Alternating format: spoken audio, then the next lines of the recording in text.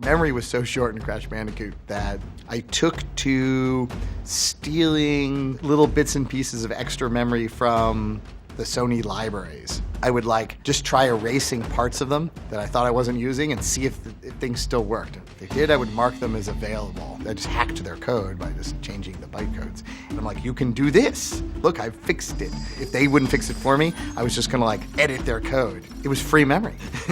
The memory was finite, but you were definitely not supposed to do that. Hi, I'm Andy Gavin, co-founder of Naughty Dog Inc. and lead programmer on Crash Bandicoot. We set out to make the first 3D character platform action game, and to do it right, we had to literally hack the hardware.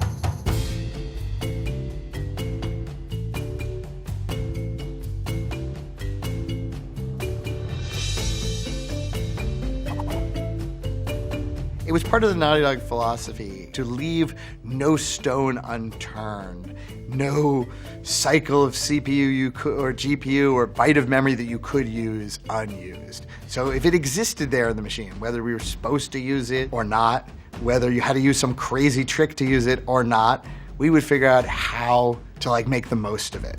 So in the summer of 1994, my partner Jason Rubin and I were wrapping up Way of the Warrior, which was our 3DO fighting game. And we were trying to figure out what kind of game do we want to make next. The biggest genre on consoles at the time were platform action games. Games like Super Mario World and all sorts of other classic 16-bit platform games.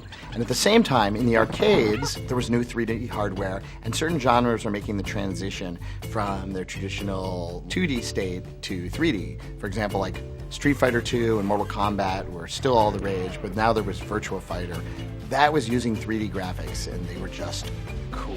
And it was clear that things were going that way. New consoles that are coming out, they're going to be 3D. Can we make a 3D platform game? No one had ever done it. We're but it's got to happen. Think about that world, or speeding through as Sonic the Hedgehog, doing those loop tubes in 3D. What is that going to look like? Prior to fall of 1994, Naughty Dog was just Jason and Andy. And it was the synergy between Jason and I. We both did all the creative stuff. We were best of friends. We were roommates. And Jason was a phenomenal artist. And I was a game programmer, I think a pretty good one. Between the two of us, he would try to make it look incredible. I would try to make the technology really work. And we both try to make it really fun. Jason and I had sold the distribution publishing rights for Way of the Warrior to Universal Studios, to a new unit called Universal Interactive. They're basically come out to California, move on to Universal's lot next to Steven Spielberg, and we'll give you a bungalow for free and utilities for free, and you can just do whatever you want, and all you have to do is show it to us. We called the dog, the Naughty Dog Morgan, and ourselves into my Honda Accord, and we drove across the country. So we had lots of time to talk. So we're well, what would it be really like to do a platformer in 3D? We're talking about Sonic the Hedgehog. Well, imagine you're going through loops, or you're running and you're jumping platforms or collecting stuff in 3D. The camera's always behind you. You see the world, and that looks all great, but it's the Sonic's ass game. All you do is see Sonic's ass. But the front of the character is where the expression is. Could we do levels where you come at the camera, but how are you going to see where you're going? These eventually led actually to the boulder levels in Crash Bandicoot. Should we do levels sideways? Should he look over his shoulder towards the screen? We're simultaneously designing the game that became Crash Bandicoot and sort of shopping for a platform for it. And we knew, because it was going to be a 3D game, that we wanted to do something on one of the new 32-bit platforms. So there's the 3DO, which we'd already made a game on, but the machine was sort of clunky, half 3D machine. It was also very expensive and wasn't selling very well. Then there was the Atari Jaguar. We just sort of took it as a bit of a joke. And then you had the big guys all about to release new machines. You had some mystery machine from Nintendo, but we had no way of knowing what Nintendo was up to. They just basically didn't talk to Americans. Sega had two things going on. They had a 32X, which was coming out that fall, which was some kind of way in which you souped up the Genesis. And then they were making this new machine that, I don't remember if it was called the Saturn yet, but it became the Saturn. And then there was this wild card, Sony. They hadn't done video games before. We heard they had this powerful new machine. So we contacted both Sega and Sony and got the information on the machines, which they gave us. You have to sign your life away and your firstborn and all that. And then you could order the machines if you gave them the deposit and stuff. And then Sony had this new machine, which was all 3D. It could do TD pretty well too. And it was a new, clean design, very similar to high-end commercial 3D hardware like the Silicon Graphics hardware, but with a bunch of simplifications to make it much more economic. And there were two main custom chips in the PlayStation 1, a graphics unit and a sort of sort of custom MIPS CPU. But the GPUs today are wildly more complicated, and they also do a lot of the math work that old GPUs in the 90s did not do. PlayStation 1 GPU just drew triangles on the screen, but it was pretty good at it. It could draw about 120,000 polygons a second of triangles, which was phenomenal. If you were using a PC at the time, they had no 3D graphics hardware. They had like VGA boards. You'd be lucky to get a couple hundred polygons because you had to do them all in software. But here was the PlayStation, which was going to be like $199, $299, whatever it was. $299. And it was like a complete machine with a CD drive and with the memory and everything. Console machines, like compared to PCs at the time, a world of difference. We're talking Windows 3.1. And DOS. To run a game, you usually had to have a boot disk with like custom auto-exec batch and config sys, and you had to open up your machine. This was not a very game-friendly world on PCs. The PlayStation or a Genesis or a Super Nintendo, you just shoved in the cartridge or the CD, pushed on, boom, it booted. I liked the Sony best. It was neat and clean and powerful and intended for 3D. I really thought it was the only one of those machines that actually do what we were sort of like aiming at. So the core idea behind Crash Bandicoot as a game, it was going to have a mechanic like a game like Donkey Kong Country. You were going to go through levels with successive timing challenges and enemies and jumps. It was going to be platforming, and it was going to have a cartoony animal character, and we wanted to not make it look like a video game exactly. We wanted to look like a Looney Tunes cartoon where the character was highly animated, fluid. If he got mushed by a giant stone roller, he got turned into a flat thing that waddled around. We wanted a world that like looked like a cartoon world with a kind of sensibility that was classic cartoons, or sort of it was being reinvented at the time with TV shows like DuckTales. The Simpsons was big. Animation was cool again. And Crash 1, in a frame, they were 30 frames a second, and we got about 1,500 polygons on the screen. 600 of them went to Crash. That's how important he was to us. Like most people, they'd use like 80, and so their characters would look like weird walking blocks. We wanted him to look like a real cartoon character. That required a lot of detail, so he gets a third of the entire budget. With Crash, we were forging into new ground everywhere. Like no one had ever made a 3D platform action game. Well, it was completely obvious that PCs, which were the standard thing that people would use for development machines, were just not going to cut it. You know, again, it's Windows 3.1 and no 3D graphics. And the things had like effectively 640K of RAM. We made the plunge to buy for everyone in the company, which was about 5 people at this stage, Silicon Graphics workstations, mostly Indigo 2 Extremes. These are like $75,000 to $100,000 workstations. They had 3D graphics. The software to do the 3D graphics was also like about $75,000 per machine. This is what people had done in very recent memory at the time, Terminator 2 or The Abyss or even Jurassic Park on. And so we settled on using as our software alias Power Animator, which is one of the 3 choices at the time. So we got this like clunky big box, which was like the early PlayStation prototype. And it turned out to be a pretty good machine, but first you gotta like understand it. It comes with a bunch of manuals which are incredibly badly translated from the Japanese and are mysterious, and you'd have amusing debates between the programmers what they actually meant by the funny choice of English words. The way to really figure out what to do is to test things empirically. You do that by taking the individual pieces and you write test code to do certain things on the machine and put it through its paces. It's like, you know, taking a car out on the track and seeing how fast it can actually corner. There's a bunch of different graphics modes, and so it's like half speed in the high resolution mode. But in the mid-resolution mode, which was clearly just sort of an afterthought, it's the same speed as the low-resolution mode. Jason had already made this Crash Bandicoot character, who looks pretty much the same as the final Crash Bandicoot character. And so I had that draw on the screen, and we shrank it down to about the size it would be on the screen. I ran some code to actually calculate the number of pixels that each of his polygons occupied on the screen, and it turned out they were like, the average was like 1.2 pixels. So I'm like, well, why would we texture these polygons? We decided for characters, let's not use the texture mode. Let's just use the faster, easier to use shaded mode, which most people didn't do. Most people just used textures. And part of this is because we ran the tests and found that the non-texture mode ran twice as fast. Like if you didn't run the tests, you just sort of like used the numbers in the book, it just gave you one number. You know, so we figured out that PlayStation could actually draw a pretty decent number of polygons per second from the graphics hardware. but you have to do the math to figure out where those polygons are going to be. These days, like almost every computer and even your phone have advanced GPUs, and they have vertex units, and they do tremendous numbers, gigaflops often, of multiply adds. But in those days, like most computers, just did multiplies and adds one at a time on the CPU, and they could do like hundreds or thousands, not billions. This was a serious problem. There was this fundamental problem in the PlayStation sort of hardware-software interaction where its math side was just not up to snuff. But we kind of knew that this was a software issue, that like Sony just wanted us to use these libraries like that they had written, but they weren't really like using the machine to its fullest. Somewhere in here, the designers had put hardware that was designed to do multiply adds, because you need to do millions of them. But this was all hidden behind a bunch of like C programming language libraries that Sony had, which you gave them the numbers and it multiply added them. And those things performed terribly. While the graphics unit could get 100, 120,000, somewhere in that range, polygons per second drawn, the libraries could only transform the math for them for maybe like 5,000, 10,000, which was just not going to cut it. So the base tested performance on Vertex Math on the PlayStation 1 using the official Sony way of doing it, calling their graphics libraries, was like at least an order of magnitude off, like 1/10 of what it should be.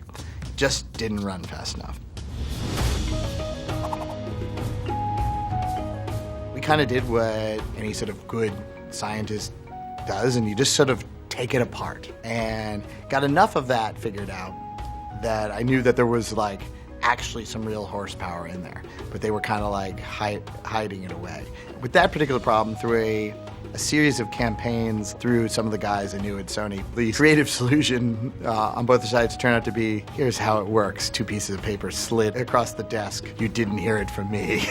But that was actually enough. We just sort of systematically worked through what was on there, and it turned out that there was this little sort of math side brain, it's called a coprocessor, inside Sony's custom CPU, which actually could do this very specific limited math that was needed to do the vertex transformation, and could actually do it just about the speed that the GPU could consume it. In pretty much every dedicated gaming hardware since the beginning of arcade games, there's always been 2 pretty much always there main brains. You've got the graphics unit and you got the CPU. CPUs, like particularly old CPUs, move individual numbers, and that allows them to do anything that computers can do. But it's like they have one thought at a time. The graphics unit, because graphics is a more game-specific area, it was some way in which it renders its graphics like in hardware. Early 80s games, even something like Galaga or whatever, where like the aliens are sweeping down, those are what are called sprites. The CPUs at the time could not draw sprites. These little graphics units were designed to do sprites and scrolling backgrounds. Basically, all of computer graphics technology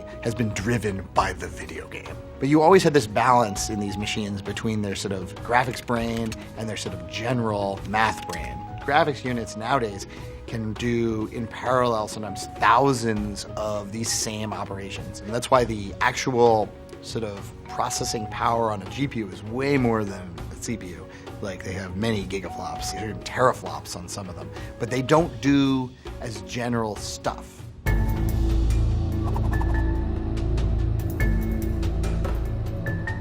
Let me step back and explain gameplay in the 2D platform.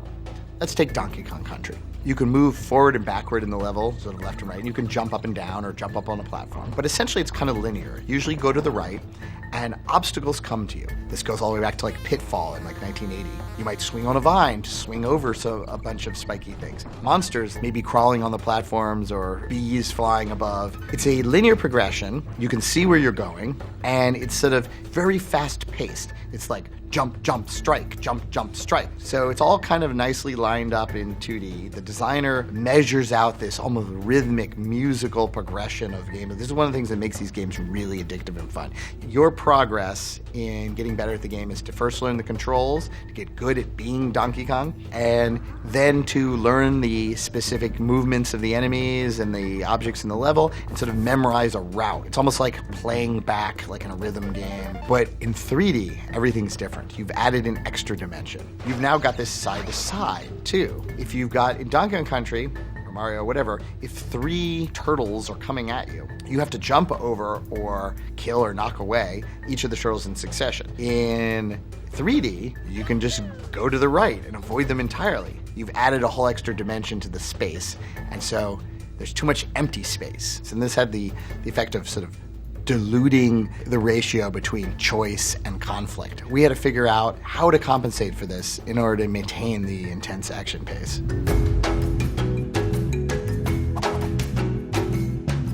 We had this realization that basically we had added a dimension. So the simplest strategy was take out a dimension, but take out different dimensions in some way. An example of that was, say, like the boulder level. The dimension we're actually taking out there is time.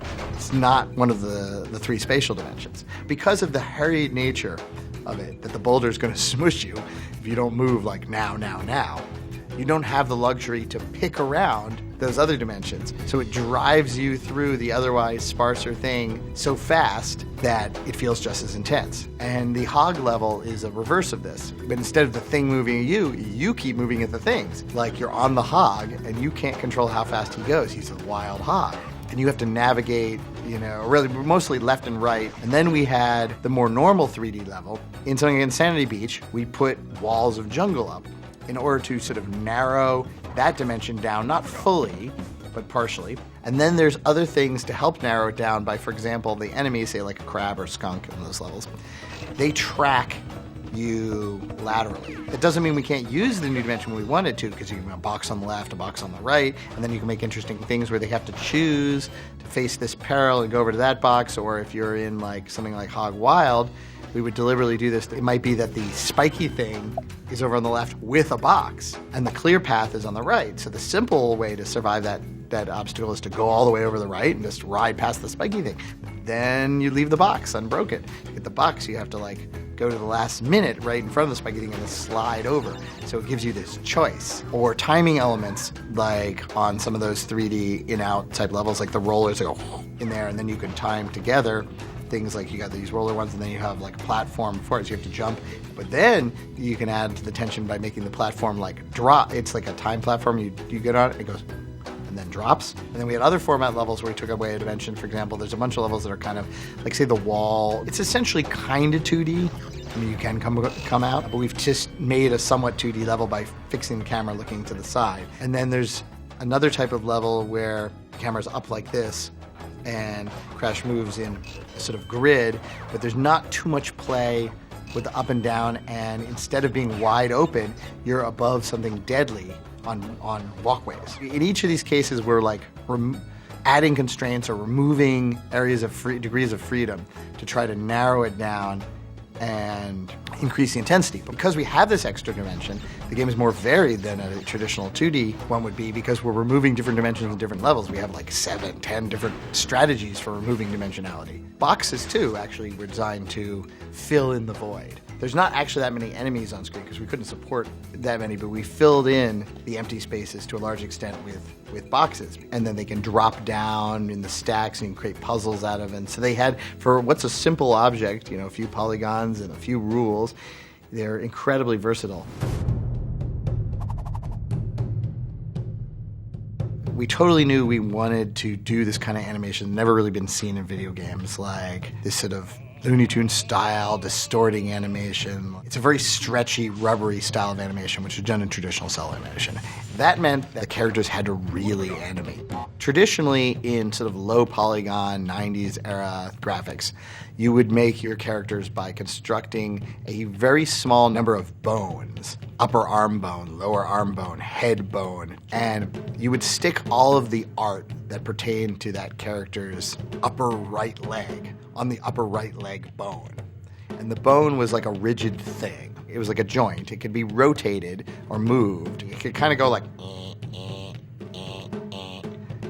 And if you wanted fingers, you had to have like lots of bones. That was just too much math for the PlayStation to handle. We just knew it could never handle tons of bones. And you certainly couldn't do something like say he gets his hand hit by a hammer in a cartoon. Well, what happens? It swells up like a balloon, or it gets flattened into a pancake and something like that. You just couldn't do that at all with the whole bone system. A game like Virtua Fighter in the arcade used the classic bone system. Now, this worked okay for a fighting game because there's not a ton of deformation, but the characters are a little stiff.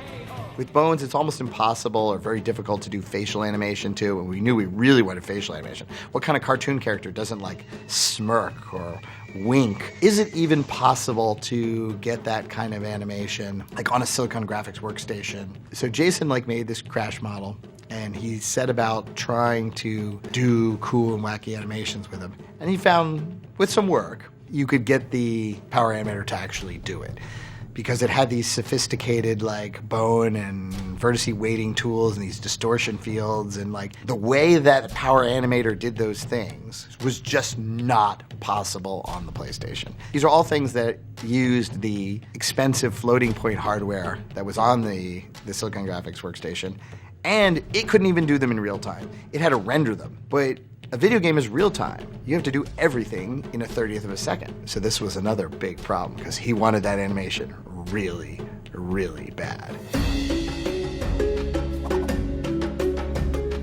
I'm like, well, we can read the positions of all the vertices. If you know where the positions of all the vertices are in every frame, then it doesn't matter what kind of bones. The SGI can use 1,000 bones, and it's all the same. You're just drawing the polygons and their vertice positions, and it can be done even quite fast. You don't have to do any bone work, so you don't have to spend any CPU on bones. But the problem with that strategy is then you have an animation where it's 30 frames a second, and Crash is 500 vertices, maybe 600 polygons. You got to store the position in every frame of animation for every vertex. That's a lot of data. But at the same time, we also are already committed down this crazy memory strategy to 30-fold our data. So, well, we can handle a bit more data than other people can. So we would bake down the animation data using all of Jason's fancy effects in Power Animator. I did it and it worked because the PlayStation development unit had 8 or 32 megs of memory.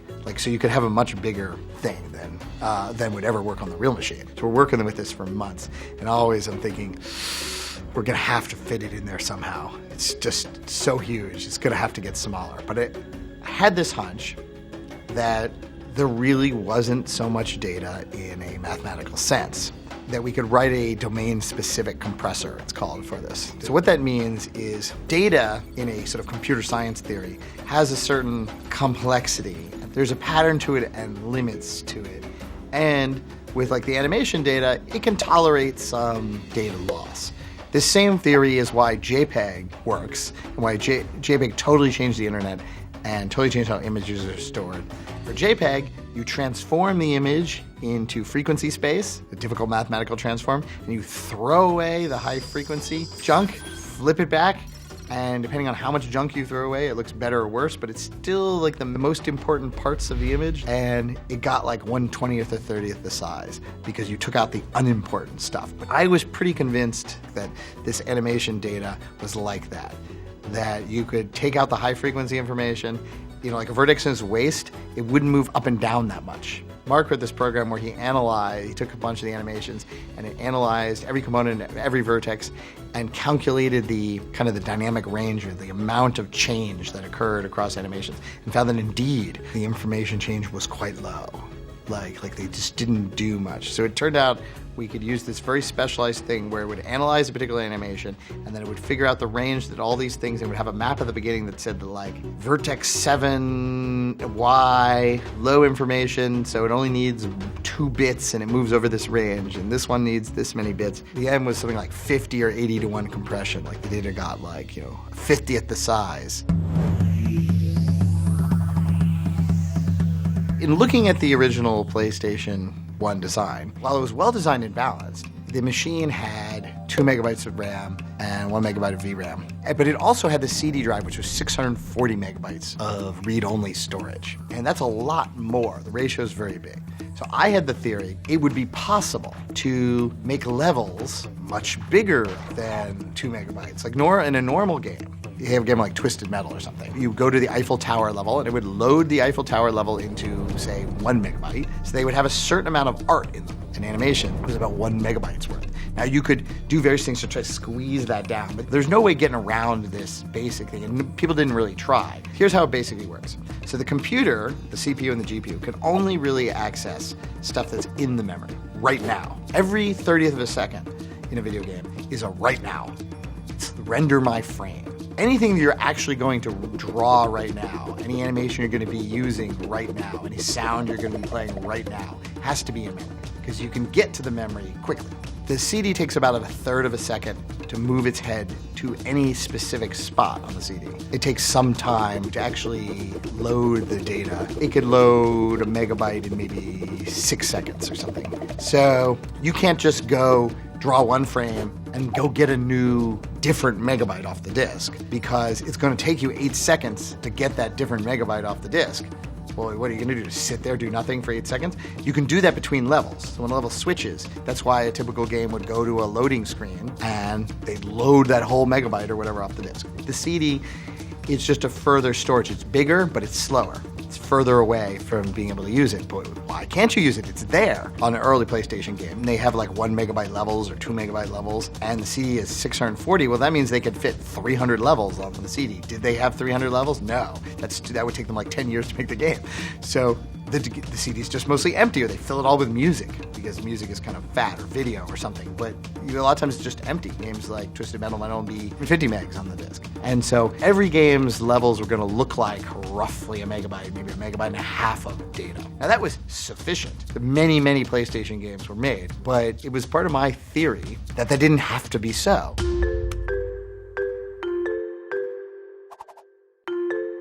My idea was that I would use advanced virtual memory techniques to swap chunks of data in and out from the, like basically, so if the level was, let's call it 30 megabytes, well, maybe you only need at any one moment in time 1 megabyte, but the level's actually 30 megabytes. I would chunk the entire level into 64K pages, and then there were chunks of data. They could be something, anything from a crash animation, some crash code, a piece of background. Chunks had to be less than 64K. Like, you piled them in until the page was almost full. But they couldn't go across pages, or you'd have to break the chunks into smaller chunks. Then the level consisted of 30 megs of pages, 16, 18 pages that could fit in memory. So the problem is, can I arrange the chunks in the level such that at any one point in the level, I never need more than 16 pages worth of data? And you can actually take the same chunk, duplicate it into multiple pages if that makes the whole puzzle work out better. The game is constantly, it's figured this out in advance, but it's constantly figuring out which pages it's going to load in if you're going this way, and which pages it's going to load in if you're going that way. And it throws away old pages that it doesn't need and loads new ones into their place. Any page can replace any other page, as long as you never need more than 16 active ones at once.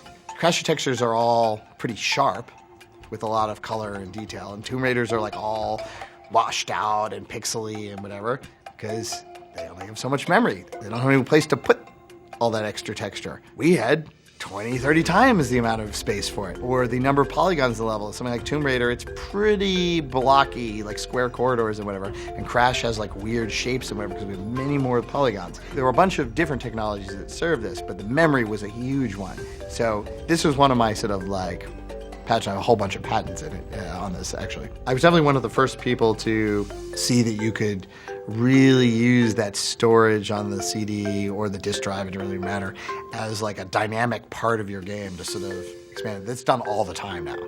Fear not, plumber boy, the Bandicoot will come. I'm coming to get you, pal. I think one of the core legacies of Crash Bandicoot is that games can have their own distinct stylistic personality and art style. And yes, to some extent, many did before. I mean, Mario has its own sort of Mario style, but it's very much an old-timey video game style. But Crash had its own consistent world, which draws, obviously, from American cartoon style. And so, but the entire Crash product, by that I mean our first 4 games, are consistent within that style. The originals still play quite well, and they still look pretty good, even like on a PlayStation 1, because the style sort of transcends the specifics of the pixels. Early on in making it, we had this totally arrogant half-hope, half idea, and it was another major factor in choosing the PlayStation, was that Nintendo has Mario and Sega has Sonic. Sony doesn't seem to have a mascot. So if we make a mascot game, style game,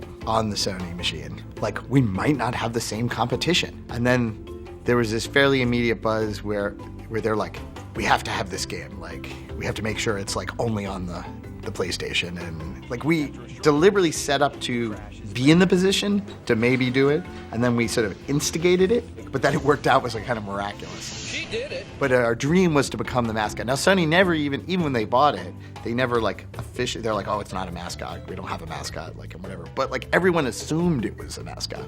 And they got so behind it that they just bought the rights from Universal. Hey, plumber boy, mustache man, your worst nightmare has arrived. Crash Bandicoot started off selling well, but it just kept on going and going and going. Crash Bandicoot, the first one, sold better in its second year, maybe in its third year. And I'm pretty sure that when we shipped CTR, in the Christmas week of CTR, Crash Bandicoot 1 sold more copies in that week than it had ever sold previously. First of all, it was a really broad appeal game. Like, everyone could kind of play it, whether you were a young kid or you were a hardcore gamer. It wasn't highly violent, but the characters were appealing, it was funny, and the gameplay was like pretty intense and approachable. So you could just sit down and play it. And this is one of the things that we really wanted for it. I wanted a game that you didn't have to think too hard about. Crash Bandicoot was really the crucible in which the Naughty Dog philosophy was forged. That every element that goes into the game needs to be great, because we wanted to make a truly great game, a game that was going to be a hit, a classic. And in order to do that, we came to believe that everything in it had to be great. Then you needed the best technology possible to make all that happen. The better your technology, the better the game could feel, the better it could look. If you got enough of these things all right, you could sort of transcend mediocrity to become like a gaming masterpiece.